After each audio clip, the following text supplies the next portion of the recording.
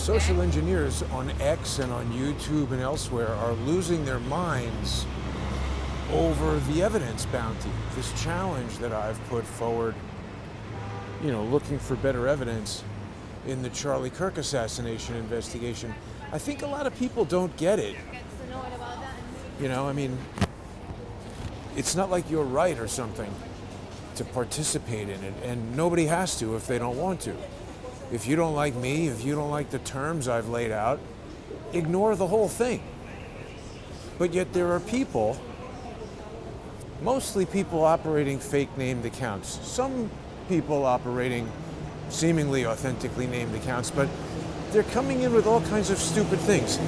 Now let me clarify. A lot of people saw I had Charles we did an in-studio video yesterday, one of our classics, The Future of Garbage. We did, classic format, Charles going through the financial data of Turning Point USA. A lot of questions there, a lot of big money that seems to be not properly accounted for, and obviously, we had that internal email that was published on X, which seems to indicate, and it looks authentic, that Charlie Kirk was planning a big audit of his organization. Now, if somebody in there was stealing millions of dollars and there was going to be an audit, that could mean jail. So again, this sort of leads us to potential motive. If you are criminally minded, and I'm not accusing anybody in particular, I'm just saying if there are criminals stealing money who are then faced with the prospect of spending maybe, decades in jail, starts to become potentially a motive to kill the guy who's going to be putting you there. I don't know who that is, who's doing that. I don't know where the money went. I don't know if it did or didn't happen, but we see all this suspicious activity around the money. That's motive, okay? A lot of people have seen the security guards doing suspicious things. Again, I'm not accusing them, but they certainly had the opportunity. They're standing all around him, controlling access to him. Motive means an opportunity. This is what every detective novel ever talks about.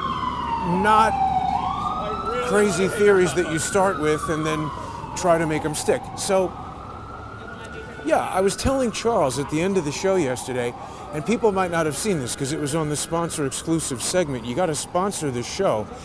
If you like the research that I'm doing and you want it to keep going, please become a sponsor on subscribestar.com or patreon.com/crowdsourcethetruth. It's only $5 a month. Everything else is going up. Finally, some things I noticed are going down at the supermarket. Coffee went from, like $1 down, and something else I was looking at down $1 or so.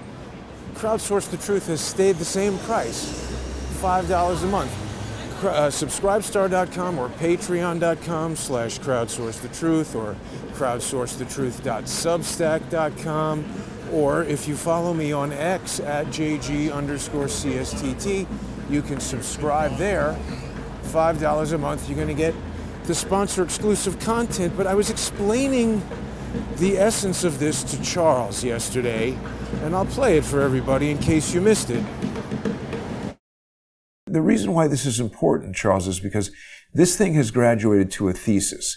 The fact that we've got these three projectiles that are so equidistant in the video, and the fact that I started talking in such specific terms about how this video was recorded, how this video was transcoded, the specific people who were involved in that, did not come forward with, here's a reason why I'm not suspicious at all. They each became more suspicious and acted in a way that made me more suspicious when I started talking about this. This is a thesis now. The purpose of it now is, I think the only way this can be disproven is if the original evidence comes forward. And the thing is, if the video is ostensibly shot by a college student, this dollar amount should bring forward an honest college student who recorded this on their phone and say, oh, yeah, I heard about you're the guy with the almost $3,000 bounty for the original video. Here it is. And obviously, a month out, there's a lot of, I'd be suspicious that somebody would tamper with metadata, but I'm also confident that I could figure that out. No one's come forward and said, here's the original video. So that's it right there. No one has come forward with the original video.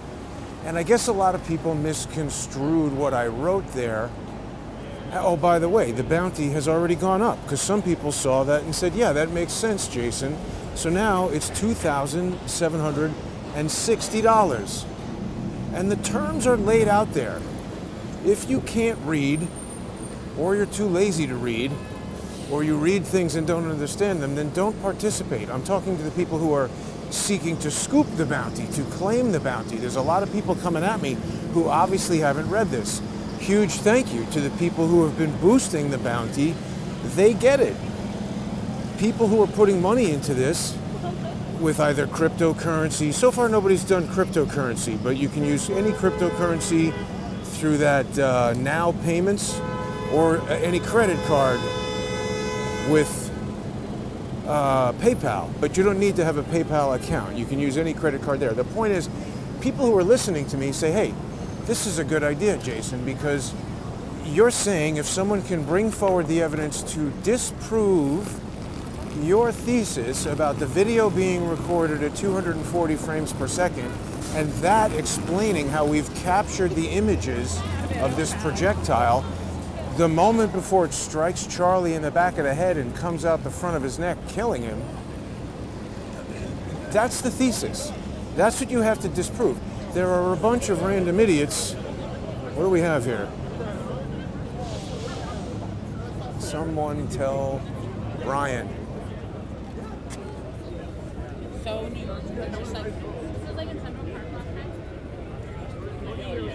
What is going on in there, gentlemen? Ryan from the office, the show The Office, he is doing the live performance and stuff. Brian from the show The Office is doing a live performance. Calling it, baby. I don't know. I'm calling it. I asked too. I asked. I think that's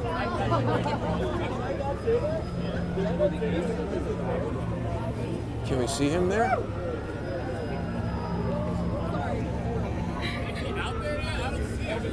Oh yeah, that is the guy from The Office. Who is it?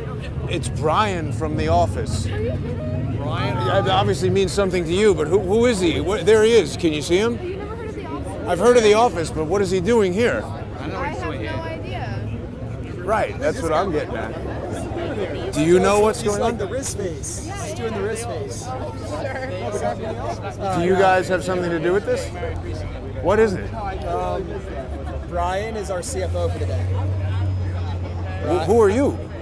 I'm just a guy. Ramp. What is it? This is bad advertising if nobody knows what it is. We're a corporate card expense management organization, so we do all like automated finance for your business. So Brian is there doing something. People love it, so all right, it's obviously, I don't get it, but huge success. So there, I don't know. They did a bad job of explaining it. Let me get, oh, look at that, nice dog. Let me get back to explaining my thing. So the point is, it's not for random, anonymous Twitter accounts to say, oh, dude, I'm going to be honest with you. Some guy posted on my X saying, oh, I'm going to be honest with you. I already disproved what you're saying. Go watch my 2-hour video. No, it's not about some other video that you have. You've got to have this original video. People saw what I was saying to Charles, and they said, hey, Jason, this makes sense. This is a brilliant idea.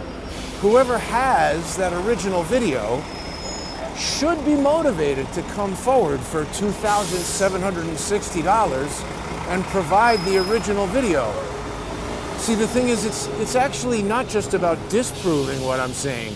This method will prove or disprove what I'm saying. And I allege that's why nobody legitimate is coming forward. I've been having a lot of people who don't like the terms and don't like me, and they want to change the terms and negotiate with me. No, that's not what it's about. A lot of people telling me, oh, you have to send me your videos so that I can debunk. I'm saying, no, I'm not the original source of these videos. I got them from Zeb. And by the way, it's not just no. We had a very good example today. Had a guy came at me with an account that was suspicious. It was, not a real person's name. It was just a pretty new account. And he's like, oh, I see you're ignoring this guy in the white with the gun. Why are you ignoring me? I keep sending you messages. So I said, all right, this is the first message I've seen from you. I went, I DM'd the guy on Twitter to this seemingly anonymous account. And I said, this is the first message I've seen from you. Here's a DM, send me your phone number, and let's talk about what you've got. Guy sent me his phone number right away. I called him up, I said, what's your name? He told me. He explained why the account is new. He hadn't been using Twitter, but when this event happened, he saw the videos, and he knew right away this video was doctored, and so he's got a screen capture, and I said, let me stop you right away. First of all, he wasn't on and on about the $2,700. And in fact, when we got to the end of the conversation, he said he's not even trying to compete for the money. He just wants to know what was going on. So what we got to was, this is a guy who immediately gave me his phone number when I asked for it, immediately told me his name when I asked for it, and when I stopped him in his tracks and said, let me stop you right there. If you've got a screen capture of the video, you don't have the original video. And it was actually a very productive conversation because just like I've said before, when I was dealing with Adam Bartholomew, he didn't know me. He didn't know what I was calling him about. There's a lot of good reason in 2025 to be suspicious of strangers who call you up. So when you get through the initial awkward phase of a cold contact, which I did with this person, it was Izzy on Twitter, on X. And he explained to me why that was the Twitter name and told me his real name. And what we got to was we both agreed that we saw the video and for different reasons felt that the video had been manipulated. And what was interesting that indicated to me that this was a real and sincere person was that when I explained to him that having a screen capture of the video, it's not the original evidence, so that can't be verified. All these people who don't have the original video, you don't even qualify for the challenge because it's not about you coming up with another theory that you think is better than mine. You have to disprove what I'm saying, and that is going to inherently require that you have the original video. People remember, I called Samir Masi because he claimed to have the original video. And when that claim was challenged, in my effort to verify the claim, he refused. Why? Now, he and I were only talking about $250 initially. I offered him $100. He didn't know about the bounty. I offered him $100. He said, ha, ha, ha, $250. So I said, fine. We even got to $350. And he didn't say no, 500, 1,000. He just said, I don't want to give it to you. Unclear why. But people heard that conversation with Samir Masi. Then he said he's dealing with other people. This is a sukkah, but it's locked. That's not very inviting. It's more like a jail. Anyway, that's a fall festival. Samir Masi told me he was dealing with other people, and I had good reason to suspect that it would be Blake because Blake had already said he was in communication with UVU students and that he had obtained the, that UVU review angle that Chris Martenson lauded as evidence of cavitation, and I explained to him, no, it's just a camera shooting with a 1/60th of a second exposure time, which is very long in terms of momentary, instantaneous, high-speed events. And that resulted in motion blur that people misinterpreted as an explosion or cavitation. There's no evidence of this massive supersonic event causing huge cavitation that transfers the energy of the cavitation to the necklace that we don't even know if he's wearing. Somebody said that at the birthday that Erica Kirk said that Charlie was wearing a necklace. I didn't catch that. I'm gonna have to watch it again. I did watch that. People say she's all kinds of things. she's a very good actress if she's not being sincere. When she talks about her interactions with their daughter, it's very difficult to not get choked up over that. The daughter wanted to give him a cupcake and a stuffed animal for his birthday. It's so sad to think about this 3-year-old child who can't possibly understand the implications of what has happened. But I didn't hear her say anything about Charlie wearing a necklace and a big heavy cross that was doing all that in his shirt. Even if it was, I don't believe that's what we were seeing. And people are stating these things definitively as if they know. And certainly they don't. But I just don't believe that cavitation of his neck is gonna transfer energy to a chain and then to a pendant on the chain and cause it to go flying all over the place. Maybe, but no one's really, we haven't had a physicist come forward and give any kind of scientific explanation of that. My point is, I'm scientifically evaluating the video evidence, and we haven't seen someone from the MPEG standards group come forward, or some data scientist from Sony or YouTube or Apple Computer or something like that come forward and say, well, Jason's explanation of MPEG is incorrect because this, that, and the other thing. Nobody's done that. It's people coming forward with stupid theories. Now, I don't know if people were watching this, but I was just a guest on Trigger Smart. Thank you to Matthew for having me on there. We did an interview. People should go check this out on YouTube. He's not on X or other platforms, but this was good. I saw on his show the other day, this also anonymous person sent him the same email they've been sending me, where the person has basically gotten to my evidence and started emailing all kinds of people. This is another social engineer technique, by the way. They say, oh, look at all this correct evidence, and then here's a stupid conclusion. There's a lot of people who have been doing that. Like, hey, wow, this is a very, observation of facts and details, hard to argue with, arrival at a conclusion, whether it's got to do with a drone conducting ISR, electronic warfare. Here's another angle on The Office. Can we see the guy? I don't really get what this is.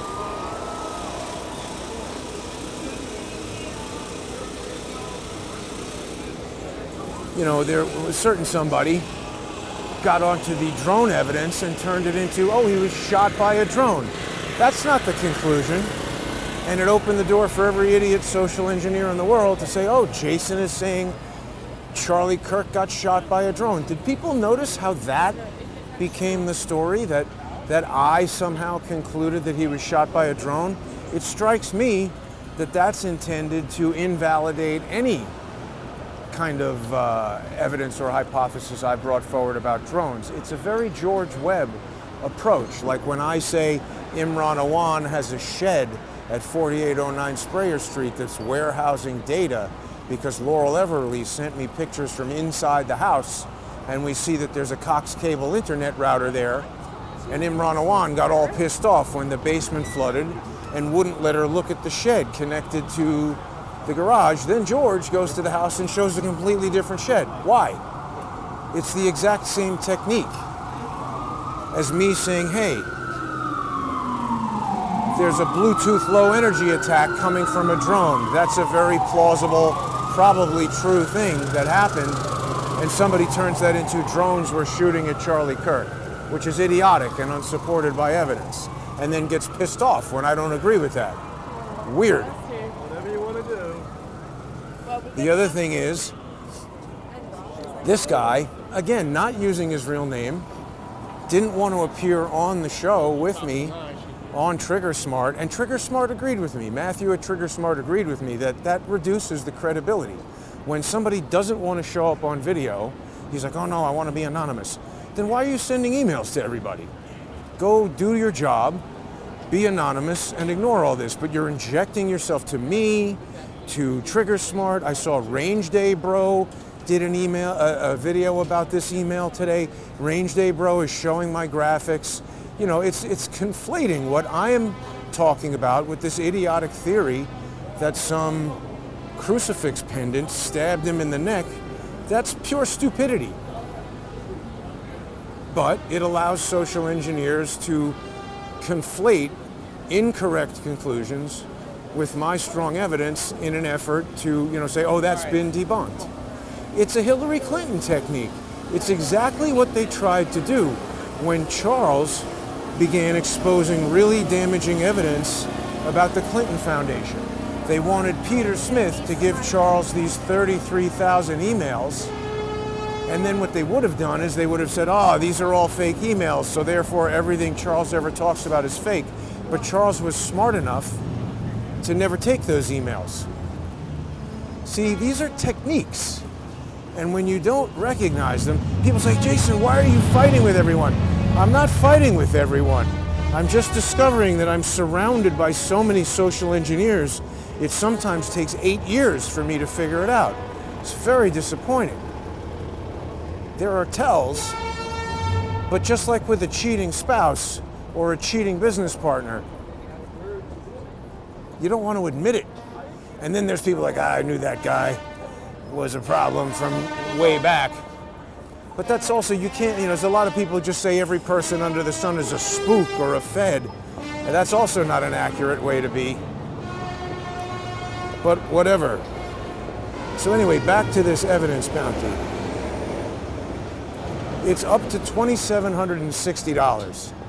And to sharpen the explanation a bit, I'm not here to provide tech support and real-time chat to every person who believes it's their right to participate. If you can't read that website and come up with a cohesive way to contact me, there are people who did it. This guy, Izzy, he contacted me, and when he realized, I don't have the original evidence, you're right, I can't really prove or disprove this or that, so you're just automatically disqualified. Don't even step up to the plate. Now, the reason that people are putting more money into it is because they realize this is smart. If there is a person at UVU, if it's Samir Masi or whoever, who shot this video, $350 wasn't enough? $2,760 isn't enough? $3,000? Can we get this thing up to $10,000?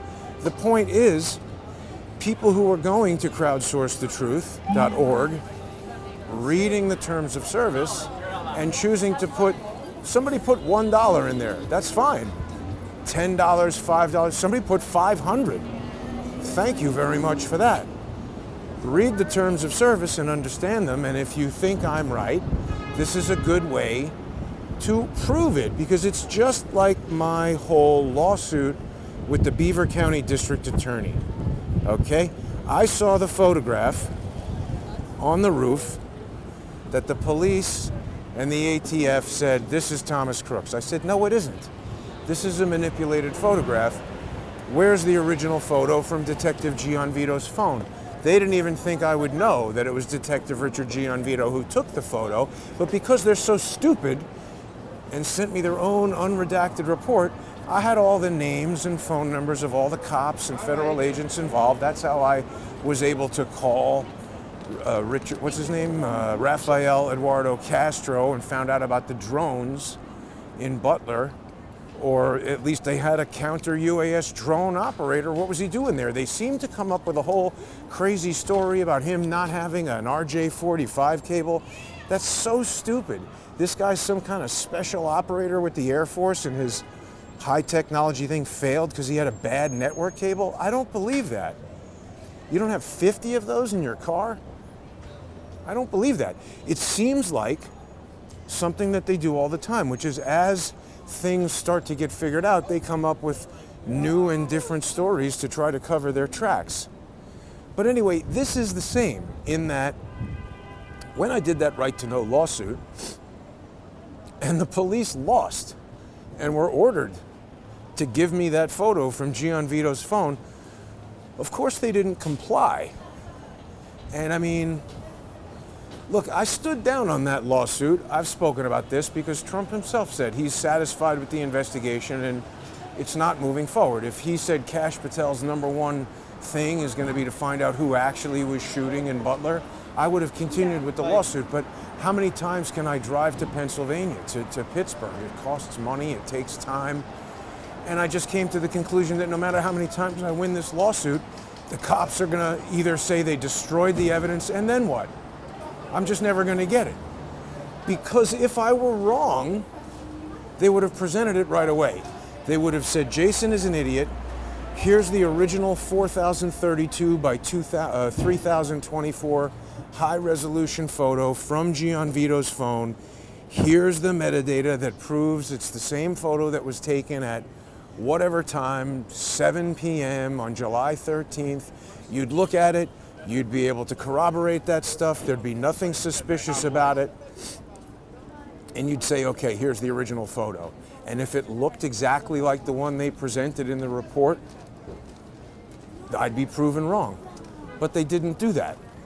So at a certain point, that evidence that I've just spoken about, it rises to the level of proof. Certainly in the court of public opinion, I think a lot of people agree it does. That's another major problem, is that a lot of people don't understand the difference between evidence and proof. It's the same people who are coming at me on Twitter demanding that I give them videos that this is not fair, and in the interest of transparency, I need to give them the videos. I'm not getting into these negotiations about transparency with people who won't even tell me their name and give me their phone number. What kind of transparency are we talking about if you're using a encrypted email address and a fake name? I mean, this is not my first week of doing this. These are obviously people who are trying to deceive me, and ultimately the question becomes, why are there so many deceitful people coming at me and trying to attack this effort, rather than the one person who recorded the video coming forward and saying, hey, there's all this chatter on the internet and you've been contacting people on TikTok. Somehow Blake is able to get to these people. I got to the guy who claims to have recorded it, Samir Masi. I've played it on here before. People can go back and listen at JG_CSTT. You can hear me talking to Samir Masi. Everyone I've spoken to about that phone call thinks he's acting very suspiciously. It doesn't make sense to me that if there was nothing wrong with the video, that the guy, and Blake, who claimed to have it. Not only that, Chris Martinson said, this proves that Jason manipulated evidence and lied to everybody and needs to apologize to Clayton Morris and needs to apologize to Owen Schroyer and the audience and repent, and he said all kinds of stupid, crazy things, Chris Martinson. But when I called Blake to verify the evidence, as it says on the website, and to clarify my language, in my sole discretion, my professional, whatever it says there, that means when I call you up and say, okay, do you have the video? Do you have the metadata? Did you get it from Samir Masi, who claims to record it? If the answer was yes, and the person would send it to me, like this guy who goes with Izzy on Twitter, gave me his phone number right away, told me his name right away. When I explained to him, I get it that you did a screen capture on September 10th, right after the shooting, but that's not original evidence. He thought, and I'm not criticizing him, I'm saying he thought because he had captured it from the internet so closely after the event, that made it better evidence. And what I explained to him was, look, this is the Ricky Diaz, I am Ricky Diaz video, and he had communicated with I am Ricky Diaz. It doesn't make it better evidence, because the point is, how did I am Ricky Diaz get that right away? That was one of the guys who went viral with it. There was someone else who I saw who had this video right away. How did these guys get it? How did Zeb get it? Who transcoded it? And why does ABC News think Samir Masi owns it? Samir Masi on the phone told me he recorded that video. So either he's lying or he's telling the truth.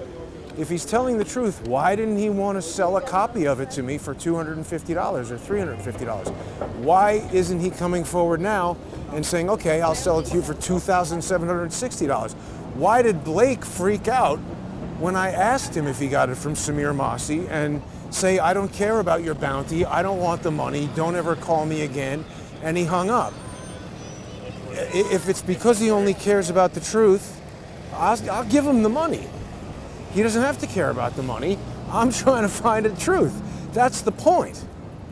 So people think this is a bet. People think this is a contest. It's literally a job offer. It's a job offer. If I said, hey, I'm doing a video production for a day and I need a Steadicam operator and I'm offering $2,760 to complete this task, is every Steadicam operator in the world entitled to that job? If someone calls me and says, I'm a Steadicam operator, and I say, okay, what's your name and can you send me your resume, and they refuse to do that, do I now negotiate with that person? It's like, get off the damn phone. If you don't want the job, if you can't do the job, if you can't meet the requirements, I have no time to waste with you. Yeah, and you know what? And this has happened too. If the Steadicam operator is like, oh, Dubai, well, I have to fly this way and that way, and what if this? Sometimes people are just asking too many damn questions for me to want to deal with them. And I keep coming back to this guy, Izzy, because he's a great example. It's not about, people are saying, oh, you're never going to give the money. Well, that falls into the category of, if you even think that, why are you dealing with me? If you don't trust me, if you don't like me, ignore what I'm saying, ignore this evidence bounty, and go away. But if you want to engage, some other guy says, yeah, dude, I already debunked you, watch my 2-hour video. This is not an open invitation for every moron in the world to come on Crowdsource the Truth and surprise me with some kind of activity that's likely to get the channel banned or embarrass me or do any of the numerous stupid things that social engineers might plan to do. It's about finding a serious person. And it's also not about you think your idea is better than mine. Range Day Bro, who I spoke to on the phone, he's a nice guy, he was showing all of my evidence from this guy's email, basically agreeing with everything that I'm saying, even elements of this alleged autopsy report that apparently nobody has seen agree with elements of my theory that it would have, damaged his C2 vertebrae. Range Day Bro shows photos from the email, which came from that composite image of the bullets. But he thinks that the shooter is coming from the roof of some other building. And other people arrive at these theories because they're like, well, this would make sense because it's hidden from public. And, they're just like guessing. They are guessing. I'm not guessing. In order to disprove what I'm saying, you would have to explain how we have 3 photographs of what appears to be a projectile the instant before, multiple things, including him collapsing and blood shooting out of his neck and an alleged autopsy. A thing goes right through the back of his neck, that decorticate posture that even professional asshole Chris Martenson says is an indication of an instant neurological trauma, spinal or brain injury. All of that is accounted for by my thesis, okay? The projectile penetrates from the rear, damages the C2 vertebrae. It's on video. How did it get there? So again, to put a point on the statement, on the assertion, one guy had an issue. This guy seemed to be using his real name. But I don't know that means he's not a social engineer, and I'm pretty sure I saw him in defense of Blake X Space. He's telling me, oh no, you have to write out your thesis and publish it on the website. It's like, listen, asshole, I don't have to do anything. If you don't like the terms that I've laid out, don't participate. I'm not here to negotiate on your nitpicking. You have to explain how these 3 in a line dots got there. People have already attacked that, saying they're not in a perfect line. I've explained multiple times how that happened. 2 of them came from the 20 frame per second video. 1 of them came from the 30 frame per second video. The fact that those 2 different videos from the same exact angle with the same exact camera motion exist with different frames of them, that is evidence that there is a higher frame rate video somewhere. We don't have all of the frames in the 30 frame per second video, and we don't have all of the frames in the 20 frame per second video. That's where I came to this mathematical, that's basically proven. That's like video algebra. We would not have all those frames if they weren't derived from a higher frame rate video. The craziest part is even some of the people who have disagreed with me, Zeb is disagreeing with me while he's confirming my findings. But he doesn't know how he's making up nonsense on the fly. He said, well, this video has a bleed frame in it. What the hell are you talking about, Zeb? What is a bleed frame? I mean, that's a term he made up, but what he's trying to say is it's imagery from multiple frames bleeding together into one. All right, I essentially agree with that. Where did that imagery come from? The MPEG encoder doesn't invent dots flying in a straight line. Oh yeah, here's the other thing. So people are like, oh, it couldn't have come from the tunnel. That's a guess. I'm not saying I know exactly where, and then they say, well, you have to, you can't start with a bullet. You have to say where the shooter is. I don't have to do anything. I'm looking at evidence and I'm saying, hey, this is evidence that a 500 foot per second approximately projectile was fired at the back of his neck. Now, blood shot out of the front of his neck and he keeled over dead. Some people say, oh, he's not even dead. He went down a trap door. I mean, you know, how fantastic do we want to get with this? I think he's dead. Some people say, oh, there was no blood. I was like, what are you talking about? It looked to me like somebody turned on a faucet and blood was pouring out of the guy's neck. I don't understand some of this nonsense. But people say, oh, you know, it doesn't line up with the tunnel. So this was the thumbnail for today. Look at what I've got right here. This is an image from Turning Point USA right after Charlie was killed that showed, or maybe before. I don't know exactly when it's from, but it's from Turning Point. We should find out. Here it is with the back of the thing open. Look at that. Doesn't it look like he's got an angle? Someone could be tucked behind that open door of the SUV right in the corner there that I've blown up on the inset. That looks to me like you could have gotten the angle on the back of Charlie's neck from there. Again, I'm not saying the shooter was definitely in the back of the van. During Trigger Smart's video, when we were recording it, I couldn't see what he was showing me, but I saw it on the playback. And he's saying, hey, you know, when this door of the van opens, it sort of blocks the view, potentially, of somebody standing up at the end of the tunnel in this position. Now that's interesting. Again, I don't know. Here we're looking at a 2D photo. Could you reach Charlie from there? There's the tent. And I'm not suggesting that it went through the tent. I'm saying we had a camera pointed at the back of Charlie's head. Somebody else said, oh yeah, my theory blows you away because you don't explain the laser on the back of Charlie's head. Well, first of all, not explaining the laser does not refute my theory in any way. And I didn't actually see a laser on the back of Charlie's head, but I never denied that one could be there. In fact, I even said, if someone was at that position where the guy was standing up on the gravel and they had a PCP rifle with a laser sight on it, and they had a Wi-Fi connection to that camera that Candace Owens has seen, that thing was looking right at the back of his neck. You could be not even looking at him, point the gun over there, and when on your phone screen, it would pick up that infrared laser dot, because we've spoken about this many times. Digital cameras can see infrared light, even infrared light that's invisible to the human eye. So if you had a 1 inch, if it's a 50 caliber bullet, if you had a 1 inch window where you could see that laser dot from all the way at the end of the tunnel on the back of Charlie's head, you could fire in between Dan Flood and the wall of the tunnel right to the back of his neck like that. You might have been able to make the shot from standing up on that gravel with the targeting camera on his head. So there's a lot of people who are making a lot of assertions, but so far there's nobody who wants to come forward with their real name to verify the evidence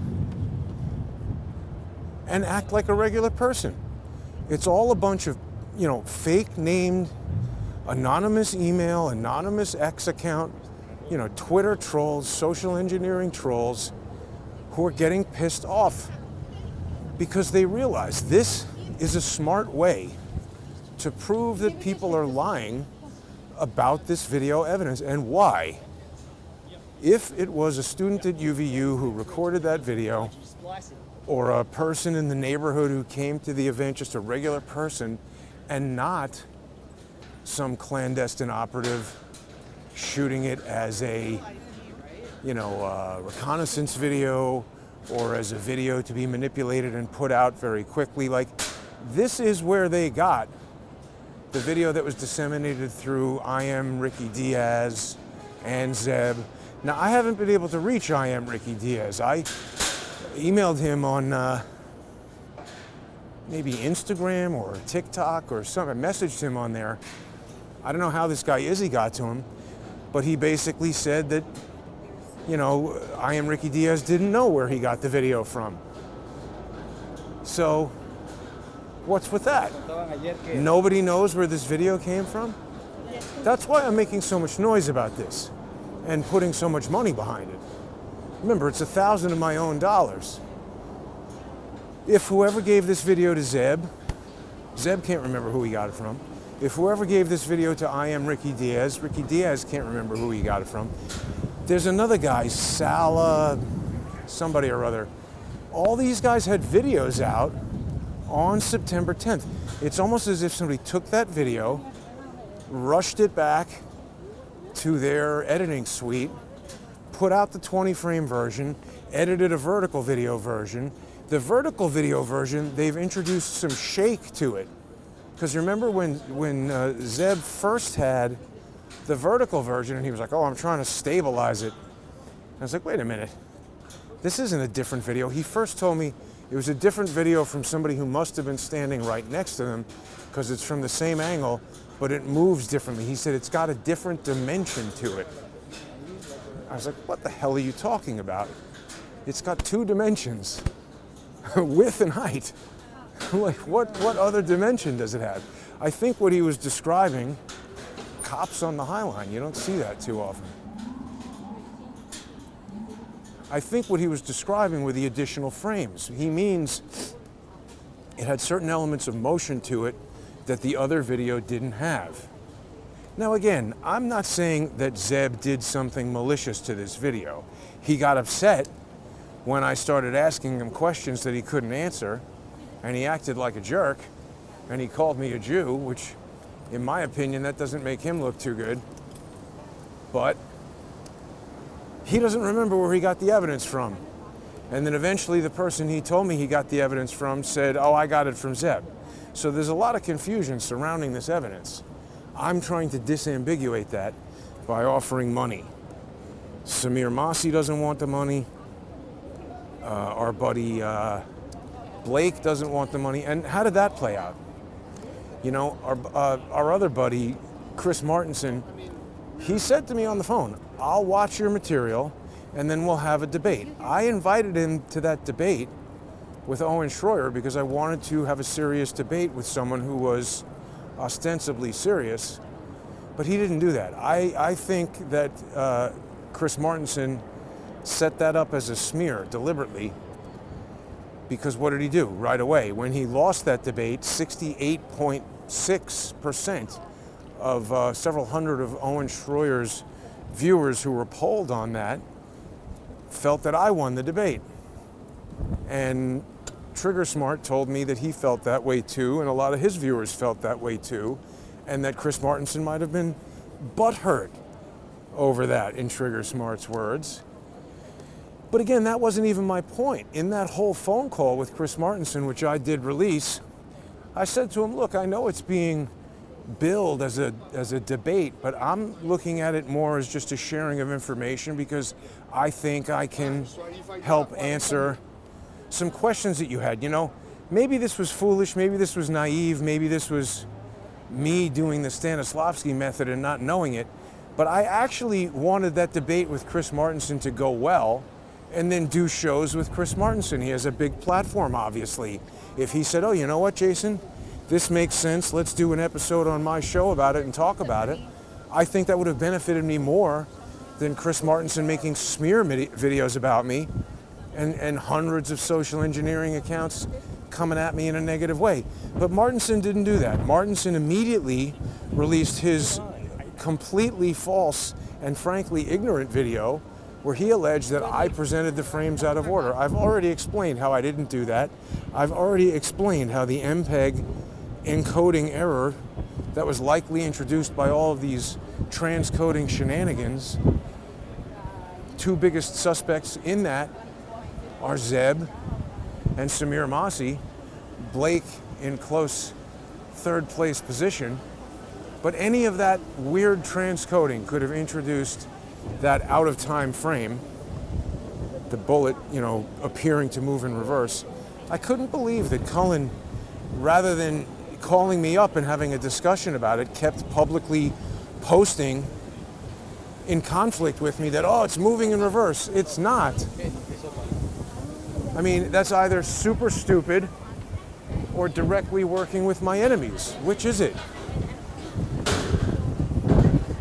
Social engineering to kill this information.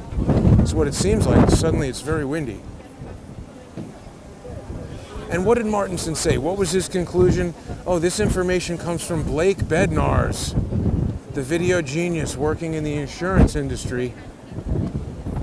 Go give the money to Blake, Jason. So in good faith, I called up Blake to verify his evidence and he refused. Okay, so back to our friend Izzy. Izzy called me up. He had a position. We spoke about it. He realized he was wrong. And we started out on a pretty adversarial footing with him accusing me of ignoring his information on X. And I said, look, you got to understand, you had a new account, fake name. I got a lot of weird idiots coming at me. And he was like, nah, I get it. Then his girlfriend got on the phone. She was very friendly. We all had a nice conversation. And by the end of it, he realized where I was coming from. That's how regular people act, right? Adam Bartholomew, he's got a YouTube channel called Adam Bartholomew. I look him up on the internet. I find a phone number linked to Adam Bartholomew. I call him. Obviously, anyone has a reasonable suspicion of a stranger calling them up, asking about video they've recorded of a murder. But once we got through that, he was quite polite, and I think I've forged a professional, friendly relationship with Adam Bartholomew. I'd call him up if I was going to Utah and seek to do an episode with him. I'd take him out to dinner. He's a nice guy. And he is the Abraham Zapruder of this. I haven't heard Chris Martinson say that. Remember how Chris Martinson was going on and on and on about the stupid, putative crackhead Unsteady Dave?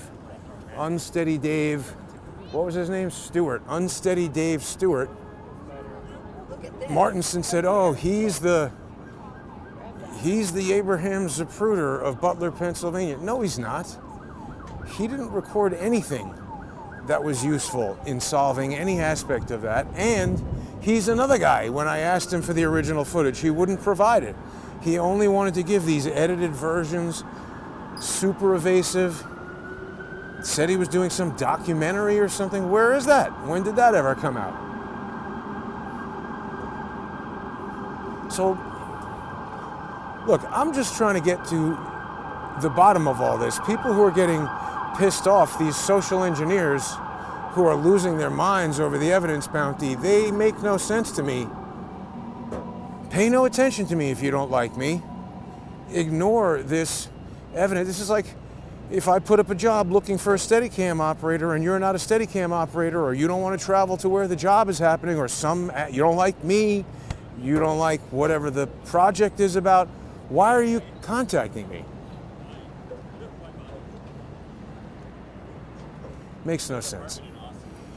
But if you are one of the people who agrees that this is the only sensible way to either get to the original evidence or get to a point where this bounty is so large, I think it's already there. It just makes no sense to me that a college student, who we already know, Samir Masi, claims to be the originator of the video. Why doesn't he want to come forward? I'll contact him again and say, we've got this evidence bounty. I mean, he's so suspicious now.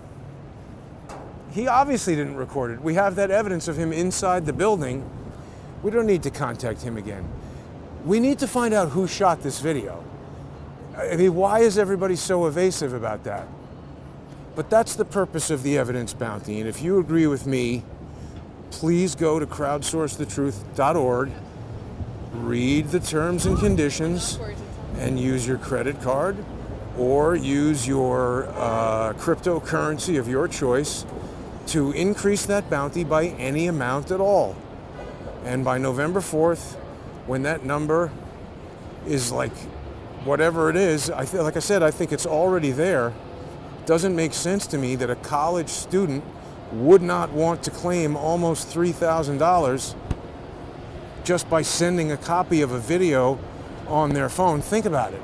The upload portal for sending the file is on that same website. It would take 2 seconds for somebody to send it, and if the evidence gets verified, I'll gladly send them this money, and then we'll make videos about having the original video. Anyway, that's it. Thanks for watching, everybody. Don't forget to sponsor the show. Go to crowdsourcethetruth.substack.com or go to subscribestar.com or patreon.com/crowdsourcethetruth. Have a great night, everybody.